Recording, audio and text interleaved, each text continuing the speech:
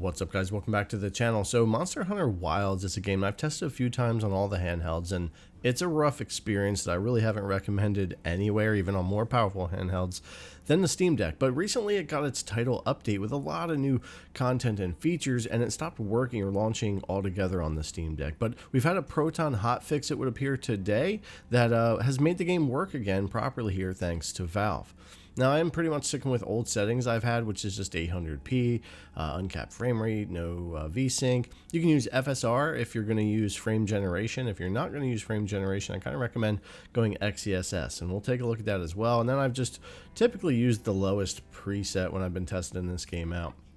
Also, remember to set your manual GPU clock on to 1600 to max out. If you are using frame gen, that'll help out with that a little bit, but it still is going to be a mess, especially in social areas. I'm not even on this account high enough to get to the new social area, which I'm sure is an absolute mess trying to run on the handhelds, including the Steam Deck. But all the places I would normally go around and check things, it's still really rough. Even though the game's not crashing, it's launching fine, it's now working fine for me with the hotfix.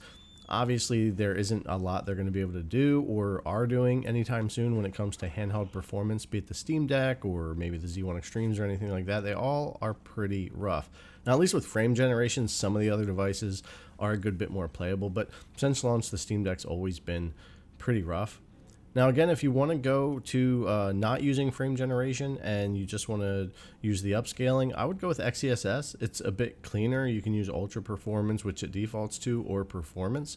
A little bit cleaner image, and in my opinion, although not all the time, I tend to get just in smoother gameplay. I feel like it doesn't stutter as much, but it's still very low FPS. It doesn't help your performance, but I do think the image quality is better in a lot of areas than FSR. If you're not going to use frame generation, then I would recommend XeSS upscaling. But if you are going to use frame gen, I would say hit that manual GPU clock to 1600 and use FSR with performance or ultra performance and see what you get there. But yeah, depending on what you're doing here, with no frame generation on when you get out into things, as always, we are going to be in the teens and 20s when it comes to performance for the most part, and FSR here again with frame generation still struggles, especially if there's a lot going on depending on where you're at. So yeah, the game is still very, very rough to try to play on something like the Steam Deck. It's not that great elsewhere either, and it's kind of a shame because I really like this Monster Hunter. I've played a lot on console as well, and I've kind of had a lot less issue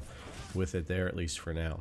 I also recommend GeForce Now or even streaming from your own local desktop if that's an option for you to your Steam Deck. This is much better and cleaner. I get a very good experience on GeForce Now. I've been big into cloud gaming since 2020. I've used this service for about 5 years, and their Ultra RTX 4080 tier that they have, while it costs, is a great option for streaming games to a lot of the handhelds, including the Steam Deck. But yeah, with all that said, guys, I'm pretty much going to leave it there. I'll just leave a little bit more gameplay here from GeForce Now. Definitely, as I said, I recommend streaming this game one way or another if you really do want to play it on a handheld, but otherwise, you pretty much know what you're dealing with. But at least Valve with the Proton hotfix did get the game working again on the deck, and kudos for that.